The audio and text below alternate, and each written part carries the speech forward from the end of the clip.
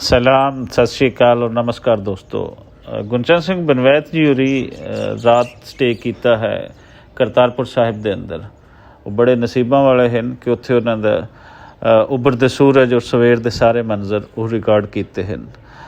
ये दर्शक दीदारे उन्होंने आप तो किए हैं, लेकिन ये तुहाडे वास्ते भी उन्होंने खास उचेचे तौर पर साडे नाल साझे किए हैं। सो आओ वेखते हाँ सवेर के मंजर करतारपुर साहिब के।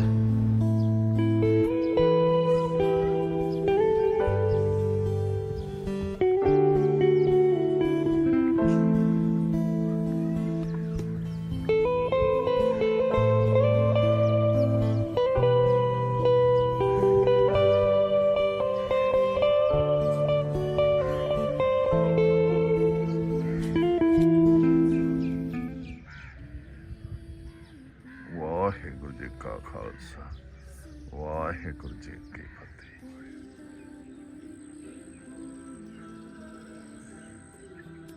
ਬਾਬਾ ਜੀ ਦਾ ਖੂਹ ਜਦੋਂ ਖੇਤੀ ਕਰਦੇ ਸੀ ਉਸ ਵਕਤ ਦਾ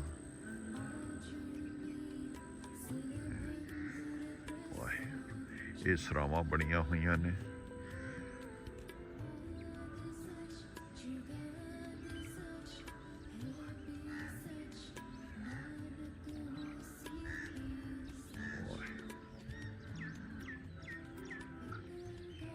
ਬਾਬਾ ਜੀ ਦੀ ਮਜ਼ਾਰ ਸਾਹਿਬ ਜਿੱਥੇ ਕਿ ਚਾਦਰ ਫਟੀ, ਵਾਹਿਗੁਰੂ ਸੱਚੇ ਬਾਹਰਲੇ ਪਾਸੇ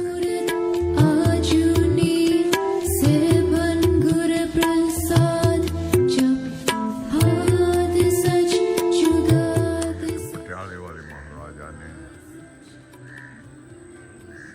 ਟਾਈਮ ਦੀ ਬਣੀ ਹੋਈ 35,600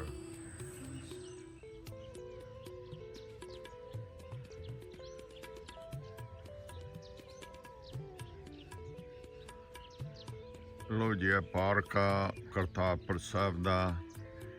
ਇਸ ਸਾਈਡ ਦੇ ਉੱਤੇ ਬਣਾਇਆ ਹੋਇਆ ਕਿਆ ਬਾਤਾਂ ਨੇ ਕਿਸ ਜਗ੍ਹਾ ਦੀਆਂ ਕਿ ਸਵੇਰਾ ਸੱਜਰਾ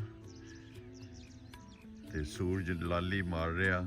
ਤੇ ਆਇਓ ਤੁਹਾਨੂੰ ਦਰਸ਼ਨ ਕਰਵਾਈਏ ਆਪਾਂ ਕਰਤਾਰਪੁਰ ਸਾਹਿਬ ਤੇ ਕਿ ਬਾਬਾ ਜੀ ਨੇ 18 ਸਾਲ ਆਪਣੀ ਜ਼ਿੰਦਗੀ ਦੇ ਗੁਜ਼ਾਰੇ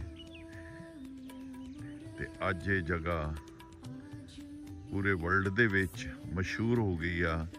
ਇਮਰਾਨ ਖਾਨ ਸੋਹਣਾ ਨੇ 2018 ਤੇ 19 ਦੇ ਵਿੱਚ ਨਵੰਬਰ ਦੇ ਵਿੱਚ ਇਸ ਨੂੰ ਕੋਰੀਡੋਰ ਕਰਕੇ ਖੋਲ੍ਹਿਆ ਸੀਗਾ ਕਿ ਸੰਗਤਾਂ ਦੂਰੋਂ ਦੂਰੋਂ ਆਉਂਦੀਆਂ ਨੇ, ਦਰਸ਼ਨ ਕਰਦੀਆਂ ਨੇ। ਮਨ ਬੜਾ ਖੁਸ਼ ਹੁੰਦਾ ਜਿਹੜਾ ਕਿ 700-800 ਏਕੜ ਦੇ ਵਿੱਚ ਘੇਰਿਆ ਹੋਇਆ ਸਭ ਤੋਂ ਵੱਡਾ ਗੁਰੂ ਘਰ ਸਿੱਖਾਂ ਦਾ ਵਰਲਡ ਦੇ ਵਿੱਚ ਜਿਹੜਾ ਕਿ ਤਿਆਰ ਕੀਤਾ ਗਿਆ। ਬਹੁਤ ਬੜੀਆਂ ਸਰਾਵਾਂ ਨੇ, ਪਰ ਦੋਹਾਂ ਦੇਸ਼ਾਂ ਦੀਆਂ ਗੌਰਮੈਂਟਾਂ ਦਾ ਆਪਸ ਵਿੱਚ ਮਿਲਾਪ ਨਾ ਹੋਣਾ ਸਾਡੇ ਵਾਸਤੇ ਬੜਾ ਇੱਕ ਨੁਕਸਾਨਦੇਹ ਹੋ ਰਿਹਾ ਕਿ ਸੰਗਤਾਂ ਪੂਰੀਆਂ ਨਹੀਂ ਆ ਰਹੀਆਂ ਜਿੱਡੀਆਂ ਵੱਡੀਆਂ ਜਿੱਥੇ ਆਉਣਾ ਸੀਗਾ। ਸੰਗਤਾਂ ਨੇ ਇੰਨਾ ਬੜਾ ਪੈਸਾ ਲਾਇਆ, ਇਸ ਦੀ ਯੂਨੀਵਰਸਿਟੀ ਬਣ ਸਕਦੀ ਸੀ ਤੇ ਯੂਨੀਵਰਸਿਟੀ ਬਣ ਕੇ ਬੱਚੇ ਪੜ੍ਹਦੇ ਤੇ ਇੱਥੋਂ ਗੁਰੂ ਨਾਨਕ ਦੇ ਘਰ ਤੋਂ ਡਿਗਰੀਆਂ ਲੈ ਕੇ ਜਾਂਦੇ। ਇਹ ਦੇਖੋ ਤੁਹਾਨੂੰ ਅਸੀਂ ਦਿਖਾਉਂਦੇ ਹਾਂ ਕਿ ਇੰਨੀ ਵੱਡੀ ਇਨਵੈਸਟਮੈਂਟ ਇੱਥੇ ਕੀਤੀ ਗਈ ਆ। ਸਾਹਮਣੇ ਜਿਹੜੀ ਸੜਕ ਆ ਉਹ ਦੇਖਦੇ ਆ ਕੋਰੀਡੋਰ ਨੂੰ ਜਾ ਰਹੀ ਆ ਇੰਡੀਆ ਨੂੰ।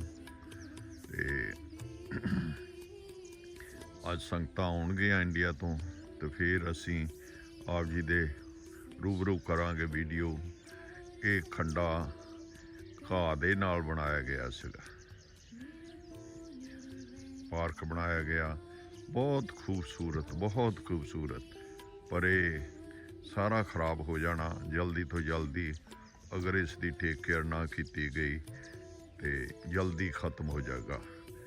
ਰੂਮ ਜਿਹੜੇ ਨੇ ਬਹੁਤ ਫਸਟ ਕਲਾਸ ਰੂਮ 5 ਸਟਾਰ ਦੀ ਤਰ੍ਹਾਂ ਬਣਾਏ ਹੋਏ ਨੇ, ਪਰ ਮੇਨਟੇਨੈਂਸ ਦੇ ਬਗੈਰ ਉਹ ਖਤਮ ਹੋ ਜਾਣਗੇ। ਅਗਰ ਤੁਸੀਂ ਨਹੀਂ ਆਏ ਇਸ ਜਗ੍ਹਾ ਦੇ ਉੱਤੇ, ਆਪਣਾ ਆ ਕੇ ਸਿਜਦਾ ਨਹੀਂ ਕੀਤਾ ਤੇ ਗੁਰੂ ਦੇ ਦਰਸ਼ਨ ਨਹੀਂ ਕੀਤੇ ਤਾਂ ਤੁਸੀਂ ਦੁਨੀਆ ਤੇ ਨਹੀਂ ਆਏ।